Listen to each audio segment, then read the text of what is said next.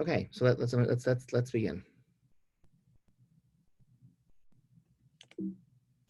He starts with a really sweet letter. I think we'll begin with his letter. Okay, so here's the question. Shalom. Okay, and then we'll dive in. Shalom harav. Let's arenu lo nuchal lasof afilu asara nashim lachadu. You can't even have 10 men to our wedding. We're so sad. It's super, very, very sad. Aval anachnu madifim shelo lidchodach. I would rather not delay the wedding. We've like waited a long time for this wedding. Any delay seems very hard to us. I would say if it doesn't seem hard, that's maybe a problem. Whatever. Well, people make different choices. They're all good choices. Do what's right for you. But can we make a wedding without dominion? Can we say the bracha of the chuppah? Is there something else we can do instead? So here's his letter. Really a lovely letter he wrote to them. Chatan v'kala yikarim b'havim. My beloved Chatan v'kala. Minastam me'od kashelchem. It seems like things are very hard for you. Kvar chodshim. You've thought about your wedding for many months. Al hulam, vatizmorat, vasuda, on the wedding hall, on the band, on the meal. Ani batuach shadrim kashim omit me'at garim. Okay, I understand things are very hard and challenging. Ulam matzav zeh nitan lipol. It seems you could really like collapse from this situation. V'nitan gam lehitra, but you could also hitra mem to the opposite of falling is. To raise up. Thank you. Raise by oneself, right? Raise oneself up. Thank you. V'dai sha ha chisaron kashed. For sure, what's lacking at this wedding is going to be very hard. V'af even sad. Aval ninaseh lechush gama tayitra. But try to see the advantages of this situation. Hachatuna regila hi davar madhim. A normal wedding is really great. Aval gam v'avo. It's also very confusing. Leitim ha'ulam ha'suda v'tizmorat hofchim liyot hamerkaz. What do people really focus on? You know, the how lavish was the wedding hall? What was the band? How good was the band? Okay, what was the the carving station? Okay, things that are right secondary. Leitim ma'afilim me'at al ha'utzma amitit sheholechet. Sometimes we miss a little bit of what's the essence of what's actually transpiring at a wedding. Chibur nishamot matim shemesh recheshkeit. Okay, it's the combining of souls that happen at a wedding, and we sometimes forget that because we're focused on all of the externals. My dear rega zeh kiddushin. This moment of kiddushin, right? Mekudesh is about zokat Moshe Israel. It's so exciting. Zochim litzor bayit shel. You have merit to form a house of holiness. So you can add chosen, you can add sturdiness, stability to all of the Jewish people. So binyan you can rebuild one of the destroyed, ruins of Yerushalayim. Your marriage, your home, the house you built together is another step in redemption. Think about this great love, the great bond between Yechibor Matim, B'Kedusha, and this exalted sanctity, Mishra Moch, and the holes, okay, etc., etc., etc. Okay. It's not appropriate to push off the wedding. You can make a party 6 months from now. But the wedding is not appropriate to push off. You push things off, all sorts of trouble could occur. We want things to get better. We want to build. We don't want any destruction. Lo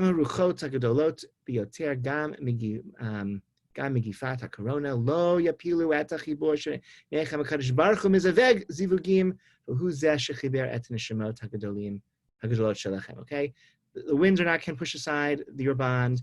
The corona pandemic can't separate you. It's a HaKadosh Baruch Hu who makes couples, and HaKadosh Baruch Hu connected you, and your souls will not be pushed apart. Okay, etc., etc. If we could, everyone would be there with you. But we can't. It's very sad. Okay. Yeah, Carly. So he's saying that obviously it's okay to push off a party 6 months or however long after the wedding is supposed to be. I thought a big part of the party is having that suda so that you can make Shabbat bracha. Does that mean whenever you make the party, if you're doing it like lichvod ha-wedding, that you can make Shabbat brachas for them 6 months down the line? That's a great question, and I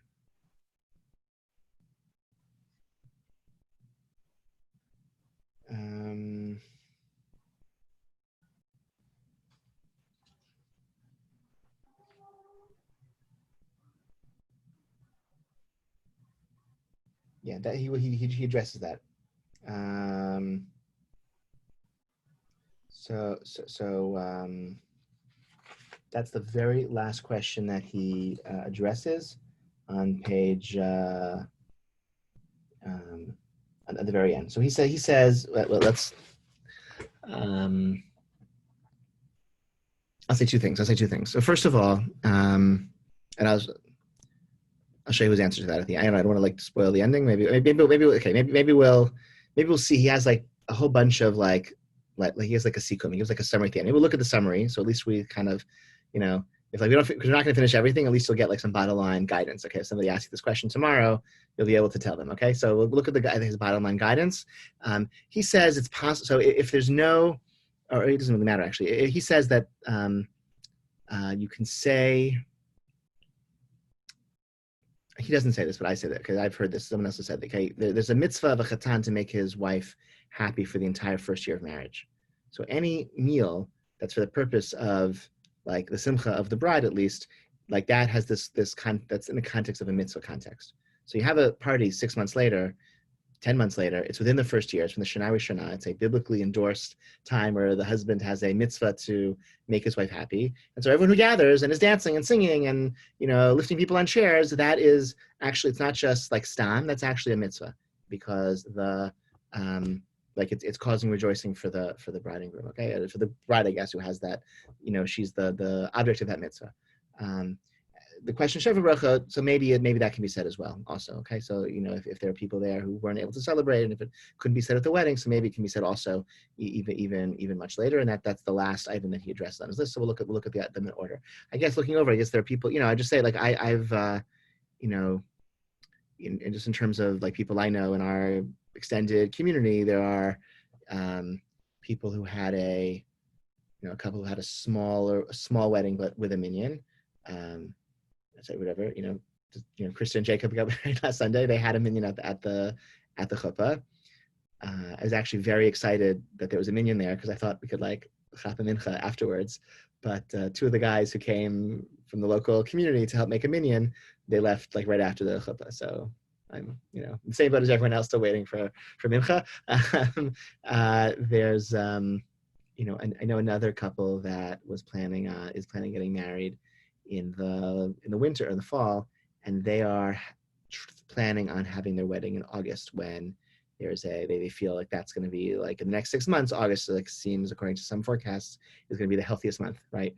It's like before the second wave comes, and and so it's like after this recovery has progressed a little bit, and so they're hoping for as large a crowd as possible. They're planning on having a minyan. I know several couples who've postponed the weddings altogether. I think Benny, right? Benny, you have like your brother, right? Is that right? Yeah, please postpone the wedding, right? So which may I think that makes. I don't think there's one answer that's right for everyone, right? In terms of like, and I think that's what I would just take just from this first page. Like, I think it's a very lengthy, just like, don't be so, he feels the wedding should take place and not be delayed, but the couple said that already too, right? He's responding to the couple, the couple said that too, if the couple had said, we can't imagine getting married without our grandparents there, maybe his response would have been different. And I think it's legitimate for couples to sort of figure out what their priorities are. Like, if you're allowed to delay getting married to find the right person you want to marry, you can delay another 6 months to, get married with the wedding that you feel is going to set you up for success in this marriage. I think that's also appropriate. So I don't think that's my bottom line is, I don't think Rabbi should be telling people when to get married. I don't think that's really appropriate. And his strong endorsement of not postponing the wedding, that's in the context of like the couple says that already. I guess the other, I'm just thinking out loud, there's a,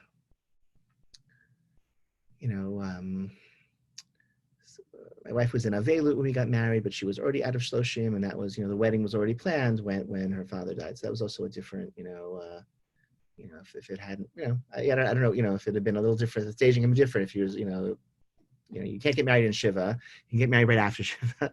You can't, and if it had been earlier on and we hadn't planned as much, and if the wedding hadn't been paid for, et cetera, maybe you would have waited a little bit. I'm not sure. I'm glad we didn't. That was, going forward was definitely the right choice for us. But again, every case is different. I heard of a story of the parent of the bride or the groom who died in a car crash on their way to the wedding. and they, if the wedding takes place first, they you delay shiva for sheva brachot, and then you have shiva afterwards, which is hard, but at least you're married.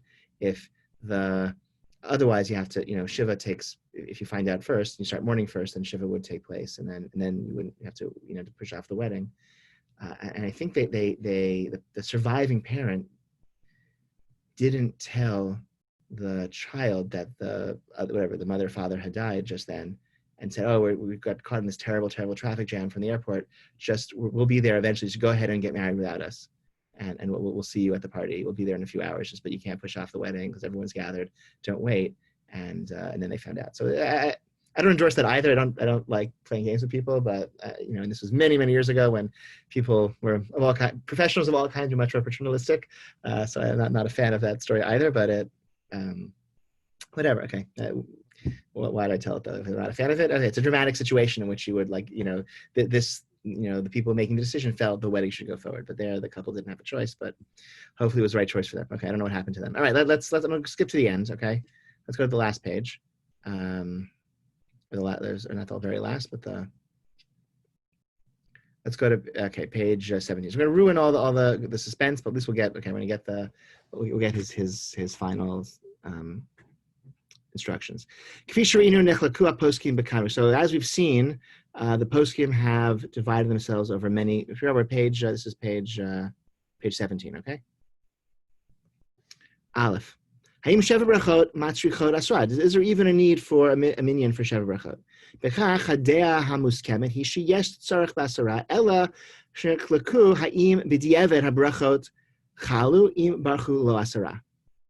Okay, so does sheva brachot require a minyan or not?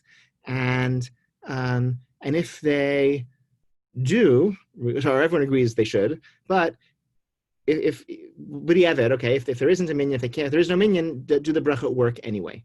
Okay, so no Rabbi Yehuda shelachen lo hatzrich levarech shenit elarach lemod samach l'kupa shel acherim. Okay, so Rabbi Yehuda says you should just sort of stand next to someone else's wedding and listen. Shalach halacha, maybe it doesn't work at all. Okay, so that's his opinion. So can you hear me and see me now? Everything okay? Okay, so. Sorry, Sarah. All right. That. Can you do a wedding without the sheva brachot? Maybe you just do everything without sheva brachot. There's no min. You just put without. Kasher ain't afshur lasot geiti masra. You can't do it with 10. Dat harashba lefi havanat beit. So the Beit Yosef, that's Yosef Karo in the 16th century.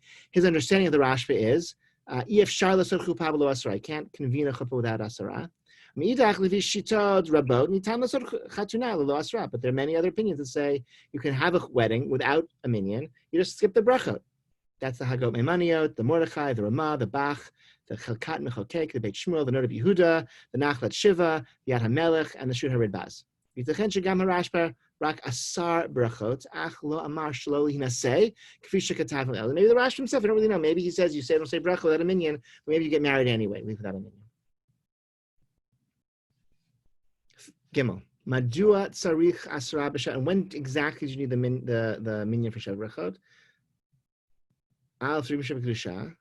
Sorry, madua. Why? So is it a dvarim shem kedusha? It's like kaddish or kedusha, things that require a minyan. Bet kavod hatzibor. Maybe it's a way to, like I don't know, some sort of like I don't know how you would say it. Kavod hatzibor is like sort of the honor of the congregation.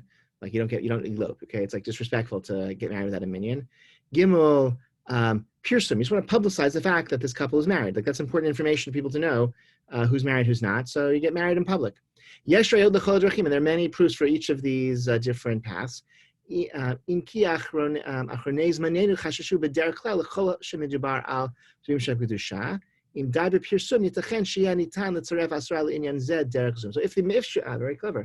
matter of the requirement for a minyan for a wedding is not about Dvarim Shem Kedusha, which seems to be many Achronim say that. It's one of these things that you can't say without a minyan. Maybe it's just a separate, it's not a minyan issue, qua Kaddish and Kedusha and Dvarim Kedusha. Maybe the issue for wedding, it's about Pirsum. It's about, you have to be known, you have to register the wedding in public. This is an information that concerns the public, so I can't do it privately. If that's the case, then maybe Zoom is sufficient. Right? You have have 50 people, have 200 people watching the wedding on Zoom. So that should be, maybe that's fine. Okay. Dalit. Birkat Asher bara, and that's obviously a new situation, right? Like that was not, it's not a situation, many of these questions emerged in the Middle Ages when Jewish communities in certain parts of the world, France, for example, many places were very, very small. There were towns, there were Jewish communities that had no minyan ever, okay? Not sometimes, never, okay? So can no one get married in that town if there's no minyan? So that question, that's the context in which these issues were discussed by the Rishonim in these very, very small Jewish communities. And so the option of Zoom to resolve some of these possibilities was no option. Daled, Birkat Asher bara. The Asher, that's the last the Shav Brachot. Nechlakum kam anashim tzarich. There's a machloket whether you need a minyan for that seventh of the Shav Brachot, the long one. The Shulchan Aruch says 3 is enough. That's like good to know, by the way. This is like good to know, like have this in your pocket if you're ever at a Shav Brachot and like somebody doesn't show up.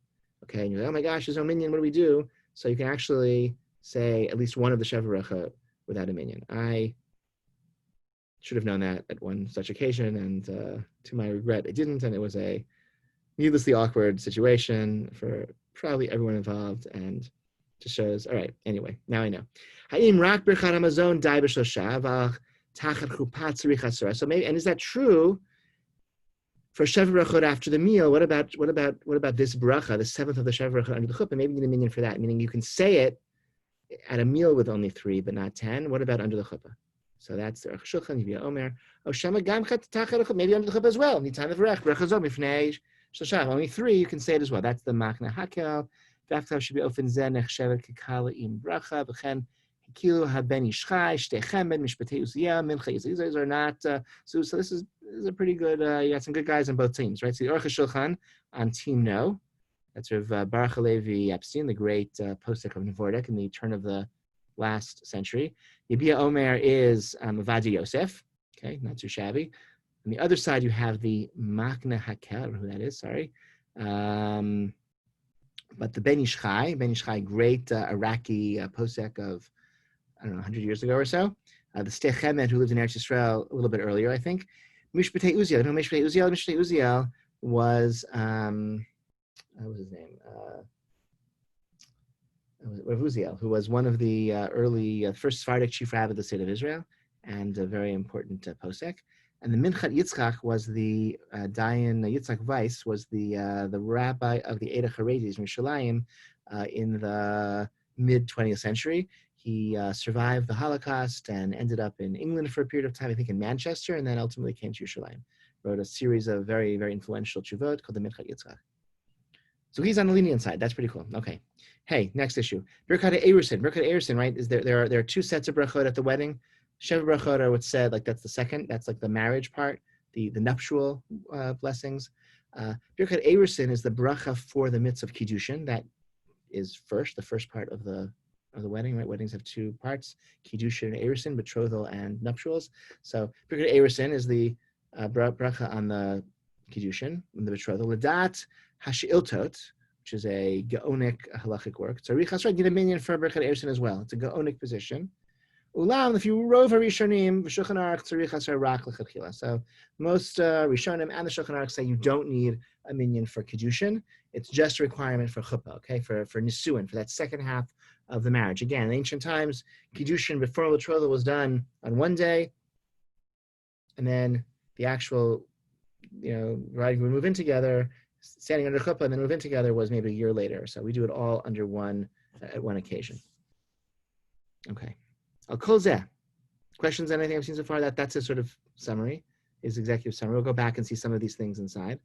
Al kol zeh yesh lahosif et divrei hachida. Now we can add the chida. Hu kotev shekasher ein asura b'chol ir v'chol medina then we yachol lelechet lemedina acheret mutar li naseh lo asura v'lo brachot kimin shvar zehu milta de lo shchicha v'lo gazir barabaran. Very, very important position of the chida. Chida was Chaim David Azulai, who, when did he live? He is also, let's see, no, sorry. Yeah, try Hebrew Google. He lived also, sorry.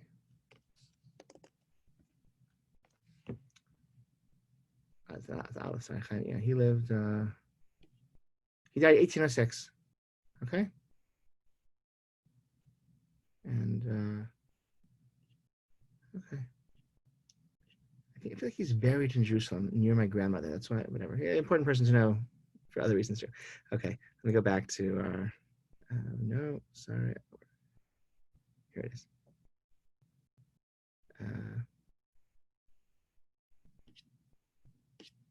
Okay, sorry. I don't know why I lost my page. Sorry. Okay.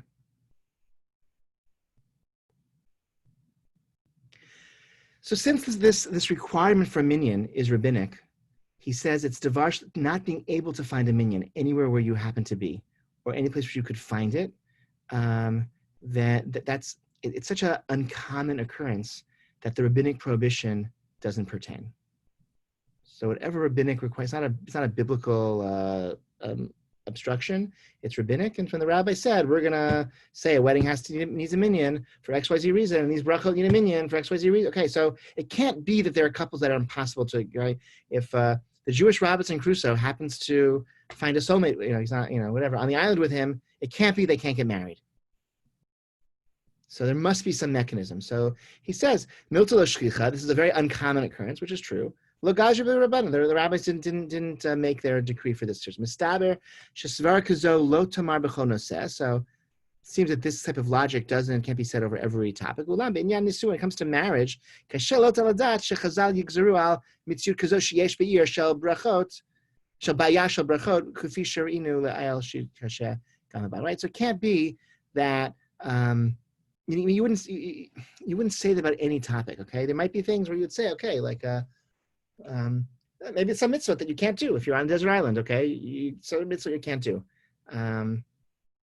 You can't shecht kosher meat, okay? So he doesn't eat meat. Jewish Robinson Crusoe, you're out of luck. You don't have a knife, you can't shecht. Sorry, become a vegetarian. Tough, okay? But marriage, there's a couple that want to get married. That's sort of because of the brachot that can't be said without a minyan. That just doesn't make sense, okay? And the box that raises something similarly. Okay. Somebody said something. The Jewish Robinson Crusoe wouldn't have ate him. Oh, good point. The Jewish Robinson Crusoe wouldn't have ate him. So it's the Robinson Crusoe and Mrs. Crusoe, and the future Mrs. Crusoe, and two unrelated friends who were there as well. They were very lucky. There was a boat that they all fit in the lifeboat's worth of people. Yeah. There's some, okay, right. Okay.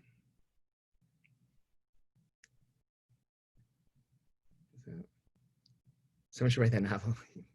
That's your summer project, Vinny. Okay, that's your quarantine project. Yeah, the only mitzvah that you read it. Okay, the only mitzvah that a woman is obligated to perform that she can't do herself is writing a mezuzah. So that's a chapter in the book too. Okay. Maybe that's why Mrs. Crusoe saved Robinson, so he could write a mezuzah for her. Okay. All right. The plot. It writes itself. Okay. It's okay. So we can say also for our case, if it's a problem to convene a wedding with 10, it's a certainly unusual circumstance. And the rabbis didn't make their decree to pertain to situations like ours. We should indeed, it could be that we could convene a wedding without 10. Okay. Somebody else said something. But aim questionably of a marriage if there were no minyan. So I think not if Rav Rimon said it was fine. Okay. Let me go back. Question the validity of a marriage. That's not really a thing. The question really is: are the couple permitted to live together as husband and wife? If they're not married, they're not. If they are married, they are. So that would be like the question. And so no one else really gets to say. You know what I mean? Like if they're comfortable with it, no one else's opinion really matters. And it comes to like is the marriage valid? That would really only be relevant if there's a subsequent divorce or what, like if, if there's a divorce, if he dies, can she marry a co? Whatever, like where there, that would be the only situation where you need to know, were they ever married to begin with? Or was there valid? And that really is not the marriage per se. That's the kiddushin. That's the formal betrothal. So the betrothal needs witnesses. I think it's probably true. I don't know if Chatan and Kala with no witnesses because they're on a desert island. I think they can't. They probably couldn't have formal kiddushin. I guess I don't know. Yeah, I think that would be the case. So for kiddushin, you just need two witnesses. For the that I think is clear. Kiddushin can take place without a minyan. But whether or not the marriage itself can take place, I mean that's sort of this question here. So maybe they would be. That's not a great situation to be in, to be mikudeshet and have it's like all the negatives but any of the positives, right? It's all of the strictness of and all of the severity of marriage without any of the good parts of marriage, per se, So I guess you found somebody and they're waiting for you. So I guess that's nice, but it's like just it's not a great. That's why we do them both on the same day right now. We don't like having all these half-married people wandering around. That's not so good. So here's what he says. Lema'aseh, therefore, here's his guidance, and we'll go back. Okay, well, maybe you can pick one topic we can focus on. In Nitan lamtin kama yamim laroch et hachuppah basra, kach says. If you wait a few days and do the wedding, you should do that. So despite the letter at the beginning, waiting a few days, that should be done. And I would say, I don't know. I think it does make a difference waiting a few days versus waiting a few months versus waiting a few weeks and what you're waiting for. I'll just, as I've been thinking, the shul is convening the task force for the reopening of non-online activities, which I'm calling Taferna. Okay, and there's a claim of first of all, I'm calling it reconvening non-online activities because I'm not calling it shul reopening because the shul can't be reopened for a very long time, right? There are some elderly men who came to Minyan every day, for the last, 40 years or so, and it's not going to be safe for them to return to Minyan for a substantial amount of time, months, okay, if not years. And so the shul, and we're not having kiddush or babysitting or children's programming or singing or handshakes or hugs, right? So the shul's can't reopen yet. We're reconvening non-online activities. Okay, we might have a minyan in the parking lot sometime in the coming weeks, right? Please God. And there's a I think an ethical push to say, well, just wait until everyone can come back together, right? And I think there are some I know there's shuls in New York where the civil authority is not allowing more than 10 to gather for tefillah. There are Orthodox shuls that are saying we're not going to convene a minyan until women can come to.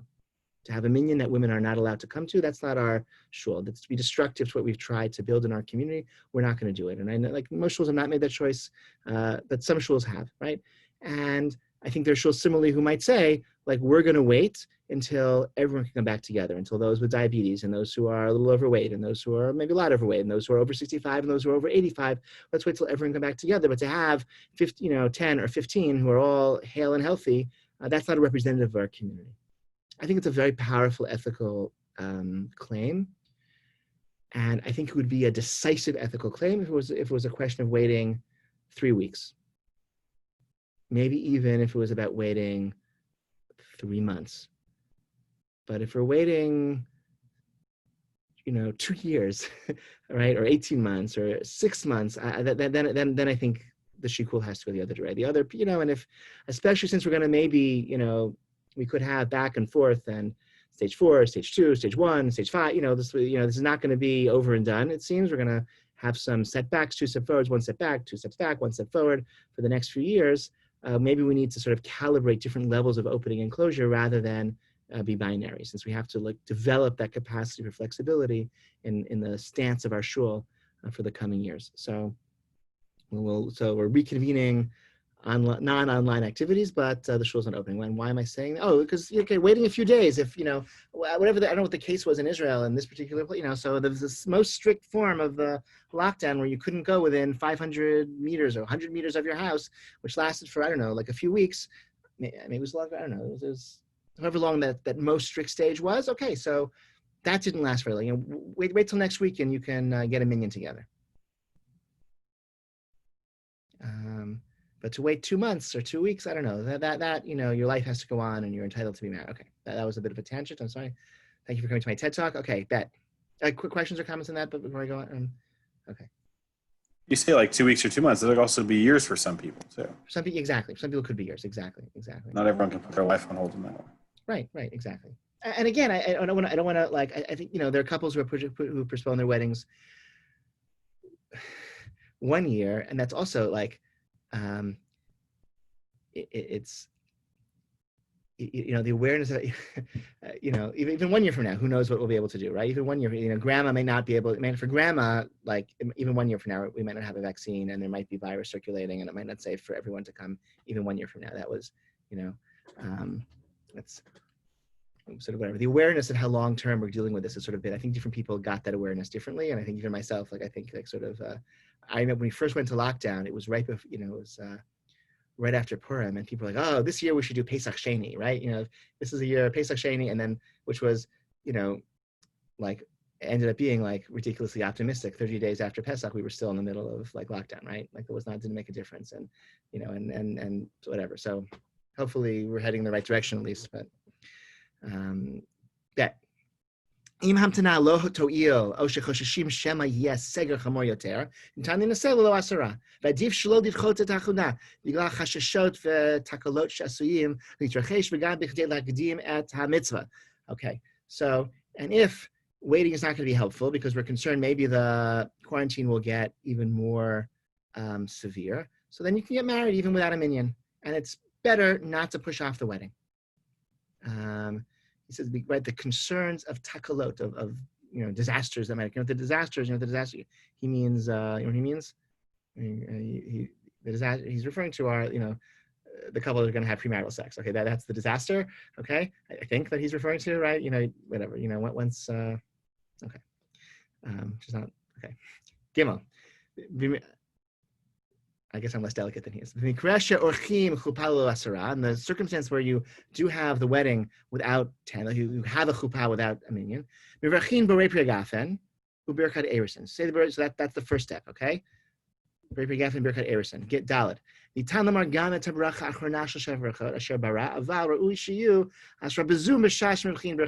Very nice, okay? So you should say the last of the Shev Brachot Asher Bara.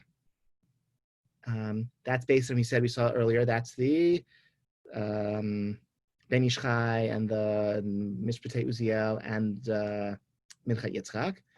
But let's get a minyan at least on Zoom. You fulfill the pirsum aspect, the publicity aspect of the requirement for a minyan at least. Hey, im sheish brachot achronot, don't say the other brachot without a minyan. You can have a chuppah without brachot. Im efshar yesh Hidor linaseh b'makbil lechatuna b'makom acher shebo hiyu asra nashim omrei habrachot yitkavnu l'shnei hazugot. Wow, v'zug lelo hasara yireh at omrei habrachot derech Zoom be'ofen zeh yitachen sheyotzim didei sheva habrachot. You understand what he's saying? This is wild. You get another wedding that's happening at the same time, and the couple just watches that wedding on Zoom and says, and the people who are at the wedding with the minyan, when they're saying their Shev Brachot, they have in mind both weddings, and the couple without a minyan, they say Amen to the Brachot, and in that way, maybe even they get to be Yotzei, the obligation to have the Brachot said at their wedding. Understand what he's describing? Yes, no, you can like some nods. You understand? Like, just I'm not saying understand like why. Do you understand what he's suggesting? Like the logistics of it? Yes? No? Yes? It's like the minyan of one wedding is going to count for many weddings? Is that like kind of what it's saying? The minyan of one wedding. There's one wedding with a minyan, and there's one okay, two right? There's Chaim and Sprints are getting married in Atlanta, where you can get a minyan. At the same time, without Harold and I forgot whatever. Harold and Esther are getting married in Chicago. We can't have a minyan. So Harold and Esther they zoom into the wedding in Atlanta, and all the honored people, Mechubad, with the first bracha is, so they have in mind, I'm saying this bracha for this wedding and also for the other wedding in Chicago. And the couple watching Chicago, they're saying Amen, and they're being Yotzei as well. So the bracha would have to be said in a place where there's a minyan, but maybe you can say Amen to someone else's bracha via Zoom, and maybe that works. Is there a picture? No, in the illustrated book, you'll have a picture. Okay, it's a graphic novel, maybe. Okay, I think it's pretty cool. Okay, because there are two levels of in terms of just what most poskim that I haven't seen any Orthodox postik who says you can convene a minyan via Zoom, and such that you could say things that require a minyan. But there are some who say you can kind of zoom into a minyan, and that counts for something. So the couple, so the reciters of brachot in Atlanta, whatever, right, where they have a minyan, they're saying brachot. They can have in mind whatever they want. So they can have in mind, I'm saying these brachot for 2 weddings, and the couple in Chicago, so they're watching and they're saying Amen. They're hearing the brachot. They're saying Amen. I don't know. So maybe that works also, right? So I don't know. That makes So could someone set it up so that like one wedding is happening and it's happening on the same day as like a dozen other weddings, and all the other weddings are like each person saying Shever Bracha has like a list of here all the weddings I am saying this. I could imagine, like we do that, for Kaddish. We have like a Kaddish list, right? I'm saying Kaddish. I have the list. And it's all these people who I'm thinking of. So, I don't know. I mean, yes, in theory that could work. You could have like the Jewish mass wedding. You have one, you could have one, one person says the bracha for all the couples and has them all in mind. Yeah.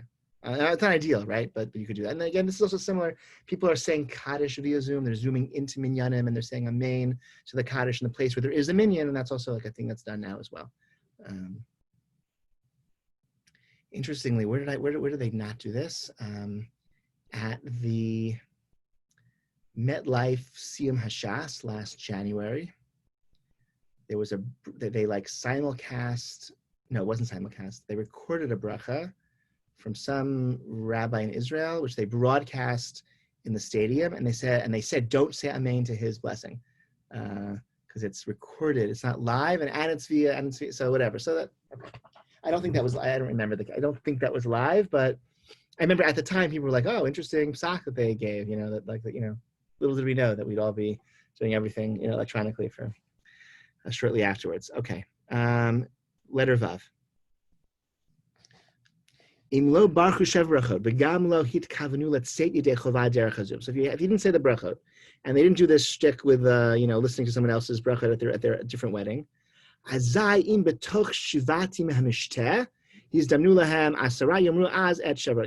the 7 days of Shev Rechot, it does happen that they do find a minyan. So then you can say Shev Rechot. That's very nice. And just look at footnote 14. Ad matani tam levrech. For how long does this work? The Rambam katav she'im lo baruch b'chuppah chozer mevrech afilu achar kam yamim. Rambam says if you didn't say Shev Rechot the chuppah, you have many days, several days. V'yam shel Shlomo hevin she'berambam she'afilu lachar shevet, even after 7 days. Nitan levrech b'chad chatanim. V'lu hayam shel Shlomo atzmo savor she'nitan levrech b'diavad rak b'toch shivat yimim. So Yam shel Shlomo says you have 7 days, but the Rambam, he thinks the Rambam means you could say it for much longer. How longer? Kami Yamim. What's Kami Yamim? I don't know. Would you say all 7 or just the 6? Just the... Well, if it's during the 7 days of Shev Rechot, you would certainly say all 7, because somebody was there who wasn't, right? Just like any Shev Rechot meal. And if it's after 7 days, according to the Yam Shel Shlomo's interpretation of the Rambam, then maybe you would say just the 6 that you skipped, perhaps. Zion. Im shamu shev brachot derech. So if you heard the shev brachot derech Zoom in this Atlanta-Chicago hookup, if you'd kavna, let's say they hadn't kavana to be yotzei, to fulfill their obligation, im nimtzaim betoch shivat yimei mishteh yasu sudav yomru shev brachot yetsu bekach gam b'avor chuppah. Very nice. So then you have a shev brachot meal anyway during the 7 days of shev brachot, and have in mind that this is also for our chuppah, right? Why not? Like that we're sorry because you know it anyway. Chet. The 7 days pass Right? They can't make a meal during the 7 days because we're all in quarantine. Very clever. 3 weeks go by, and now there's another wedding they're invited to. Yikshivu lebrachad v'yikavnu be'am gam mishulat tzmam.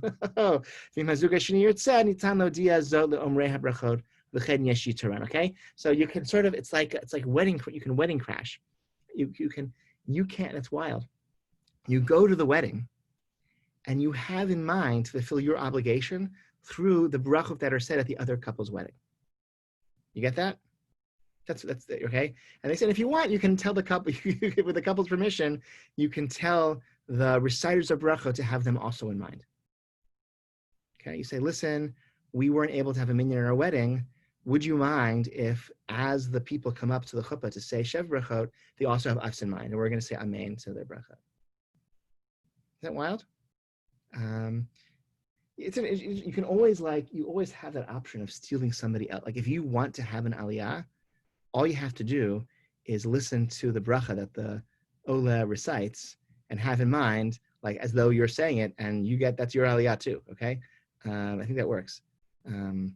So it's a little bit different, but you can steal their. I don't know, you can not steal because it's not taking from someone else, but it's like wild wedding crashing. It's like it's our wedding too. Okay, like it's you thought it was your wedding, it's also our wedding. Okay, because we said amen to those brachot and had in mind that this would be for our wedding as well. Okay, but he says it's better if the couple knows. Okay. Where are we up to? Tet. The sudot shebehen yesh rak shlosha. If there are meals after the wedding, there are only 3 people there, or 3 men there. Let's say you only say asher bara, the last of the shev brachot. Ela im ken yesh, unless there is a minyan. Okay, yud. Im yesh asra haroim echad et hasheni derech mirpasot nitan lasot shev brachot gam b'chatuna. What about a wedding? A minyan that's through porches, okay? He actually has a whole tshuva, like a 50-page tshuva on convening a minyan through mirpasot, through porches, which was a very common occurrence in Israel in recent months. I think they've tried it in some places in North America as well. You need to have a very Jewish neighborhood, but like everyone goes out to their balconies, and if you can see a minyan, you convene a minyan in that way. Okay, this is not universally accepted, but this was very, very widely done. Okay, yes, amen, right? We should all merit balconies, and we should be able to see one another from our balcony, right? I mean, you have a very Jewish neighborhood, it's not so hard. In Israel, everyone has balconies, and a lot of Jewish people there, so that's very easy to do in Israel. So you could have the wedding on your balcony, right? You can certainly sit at a chuppah because it's like it's where you keep your sukkah anyway, right? So you just go out to your sukkah on your mepeset, you see some people around you, and then you can say shev brachot right there on your mepeset with the minyan formed through the other mirpasot. That seems like right. That seems like right. Yud Aleph. Imlo yayu asara. And what is he saying? This footnote 15. I need tshuva. Yes, look at the tshuva that I wrote beharchava at great length al tfilat b'mirpasot on minyanim formed on mirpasot on balconies. V'kanitan af l'hakel. And here we can be even more lenient in this case. B'prad aruchot ki l'shitat Rambam v'acherim shev brachot. Very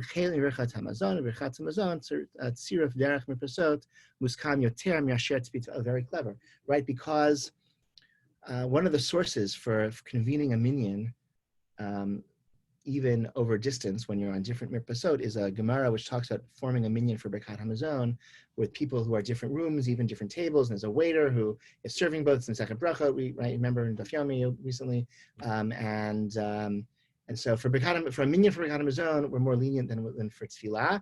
And shev brachot is connected to Birkat Hamazon, so we're even more lenient than we are for tefillah. So he permits it for tefillah, the 51-page tshuva, and we're even more lenient for this case. Yud Aleph. Im lo hayu asra b'shavua shel. If there's no minyan for the week of shev brachot, but sometime later. But many weeks go by. We leave quarantine. Okay, now the family comes together finally, and there's a minyan, and there's great joy. That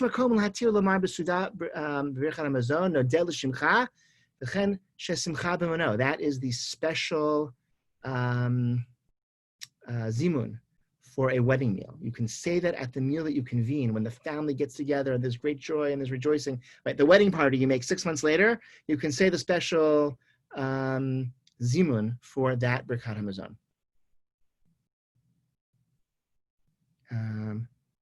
Mizrat Hashem, Sheyizku Hazugot Livnot, Beit Simcha V'Avad, that the couple should merit, or couples should merit to build a house of love and joy. V'shekol hakshim shechavim ka'ed, and all of the difficulties that they're experiencing now, you petach l'simcha gedola hatzlacha meruba b'ezrat Hashem yikra. Okay, and they should only be an entryway to great joy in the future. Let's look at that last footnote, and then can we do that footnote in 7 minutes? All right, we got to stop at 9:30 because that's our Zoom RF begins. Okay, but let's try to do this footnote 16. Okay, so just because this is what the couples that are having small weddings with or without a minyan, many of them are hoping for larger celebrations in a number of months when that's safe. Assuming that's safe and possible. So simcha v'ono. The Gemara b'ketuvo daf better vet muvah shamrim simcha v'ono ad 12 chodshim. 12 months from the wedding. The Chen Pesach Siddur Asad, that's the Siddur of Rav Sadigon. The Rambam and the Rambam. However, Hasmag, the Od Rishonim, Kadvu Shekiyom, Arva Kol Simcha, all this joy has been kind of mixed up a little bit. L'chen Ein Lamar Tosefet Zo Lechar Shiva, only 7 days. The Chen Pesach Shchach. The Shulchan Aruch says you only have 7 days based on the Smag, but the,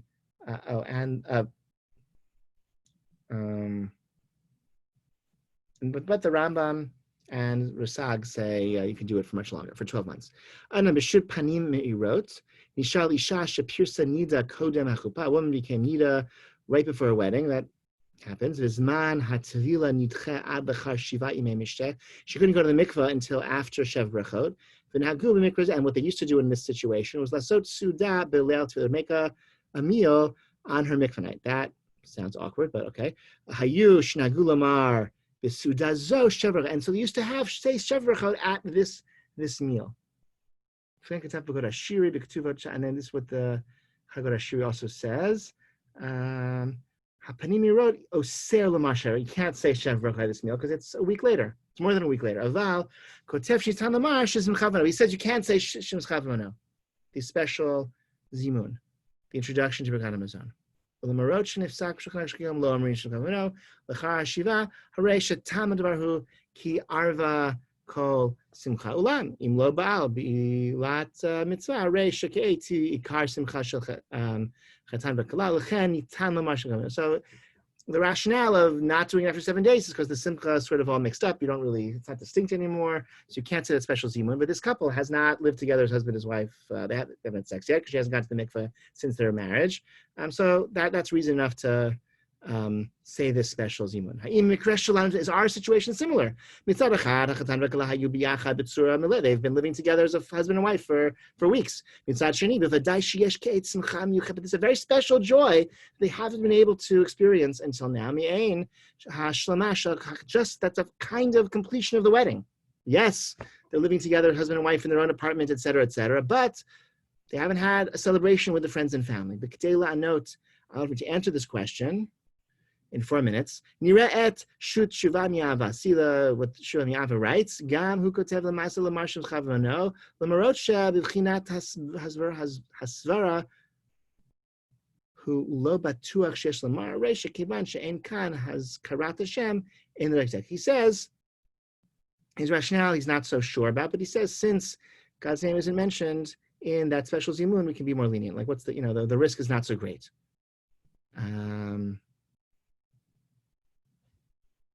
Right? Aval acharei she'ein bazo haskarat Hashem ein ritzoni lepapel. I'm not going to get so strict. Let's go. And okay. And similarly, in the Beit Me'er, another recent Shuvah, im kech, also our case came in she'ein ledakdek betos vetzo ein kan chashash shel bracha levatala. There's no concern of bracha levatala. Since basically from the Gemara you can say it for 12 months. This is a special distinct simcha. Okay, Okay. Ubnei zug mechapshim zecher lechupa niresh nitan lamar no del shimcha after simcha vono b'suda zo imachen yesh bas simchas meru. It's a great joy, then it can be said. Fine. Okay. So I think I have to pause here. So wow. So we saw his summary. We saw a summary of the issues, and we saw his summary, his Lemaisa instruction. So we didn't have time to dig into any depth into any of the issues, but it's pretty laid out. And I don't think we're going to have one of these classes specially convened to go through this topic again. But if anyone wants to, we can find time or whatever. You give me a few people who want to learn this, we'll find a time to learn this truth in great detail if you want, or a section of it, if that interests you. I'm going to stop. Questions or comments in what we've seen so far? Any? Yes. Would you recommend that the bride and groom each quarantine themselves separately for 2 weeks before the wedding? Oh, because lest they give each other. I'm trying to think what that would. I mean, I think, look, if everyone is under quarantine, then they're sort of doing that already, right? Meaning, all of us have let's a situation where you can't have gatherings of 10 people, presumably wherever they're living before their wedding, they're not meeting with other people and they've been in quarantine, right? So, would it be appropriate? Would it be advisable for them to be extra strict leading up to the wedding? I guess so, right? Because they don't want to get each other sick.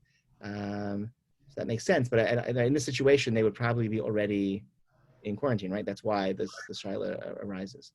Yeah. Okay. I think. Okay. I think I'm gonna end the meeting and then open up the meeting again if you want to join us for Zoom. Is there a reason to do that actually? I don't, whatever. I'm going to do that just in case it's a different room. I'm not sure exactly. And Zoom Mario to the beginning in 1 minute. Please join us. Thank you so much for coming to this. Let me stop the recording. Okay. Thank you. Thank you. Thank you. Thanks.